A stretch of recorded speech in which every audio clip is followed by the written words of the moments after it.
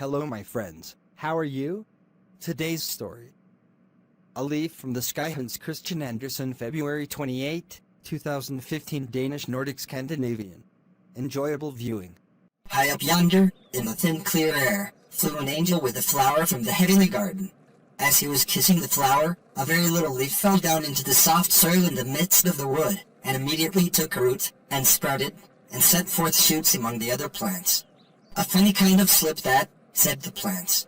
And neither thistle nor stinging nettle would recognize this stranger. That must be a kind of garden plant, said they. And they sneered. And the plant was despised by them as being a thing out of the garden. Where are you coming? Cried the lofty thistles, whose leaves are all armed with thorns. You give yourself a good deal of space. That's all nonsense. We're not here to support you. They grumbled. And winter came, and snow covered the plant. But the plant imparted to the snowy covering a luster, as if the sun was shining upon it from below as from above. When spring came, the plant appeared as a blooming object, more beautiful than any production of the forest. And now appeared on the scene the botanical professor, who could show what he was in black and white. He inspected the plant and tested it, but found it was not included in his botanical system, and he could not possibly find out to what class it belonged. That must be some subordinate species, he said. I don't know it. It's not included in any system. Not included in any system, repeated the thistles and the nettles. The great trees that stood round about saw and heard it. But they said not a word, good or bad, which is the wisest thing to do for people who are stupid. There came through the forest a poor innocent girl. Her heart was pure, and her understanding was enlarged by faith. Her whole inheritance was an old Bible. But out of its pages a voice said to her, if people wish to do us evil, remember how it was said of Joseph. They imagined evil in their hearts, but God turned it to good. If we suffer wrong, if we are misunderstood and despised, then we may recall the words of him who is purity and goodness itself, and who forgave and prayed for those who buffeted him and nailed him to the cross. The girl stood still in front of the wonderful plant, whose great leaves exhaled a sweet and refreshing fragrance, and whose flowers glittered like a colored flame in the sun. And from each flower there came a sound, as though it concealed within itself a deep fount of melody that thousands of years could not exhaust.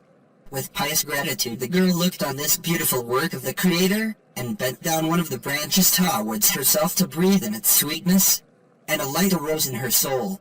It seemed to do her heart good, and gladly would she have plucked a flower, but she could not make up her mind to break one off, for it would soon fade if she did so.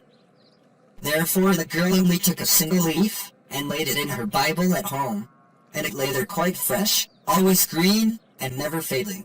Among the pages of the Bible it was kept, and, with the Bible, it was laid under the young girl's head when, a few weeks afterwards, she lay in her coffin, with a solemn calm of death on her gentle face, as if the earthly remains bore the impress of the truth that she now stood before her Creator. But the wonderful plant still bloomed without in the forest. It was almost like a tree to look upon, and all the birds of passage bowed before it.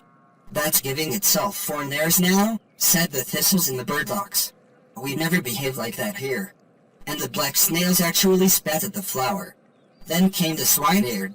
He was collecting thistles and shrubs, to burn them for the ashes. The wonderful plant was placed bodily in his bundle. It shall be made useful, he said, and so said, so done. But soon afterwards, the king of the country was troubled with a terrible depression of spirits. He was busy and industrious, but that did him no good.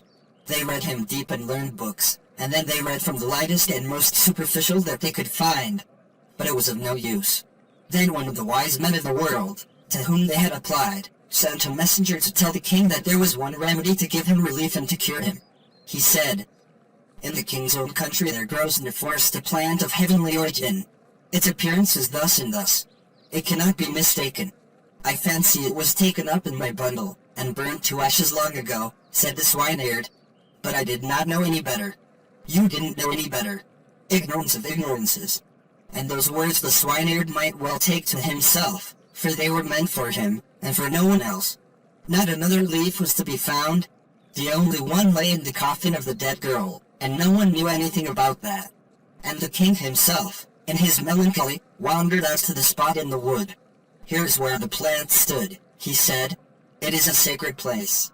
and the place was surrounded with a golden railing, and a sentry was posted there. The botanical professor wrote a long treatise upon the heavenly plant. For this he was gilded all over, and the gilding suited him and his family very well. And indeed that was the most agreeable part of the whole story. But the king remained as low-spirited as before. But that he had always been, at least so the sentry said. We meet with a new story tomorrow.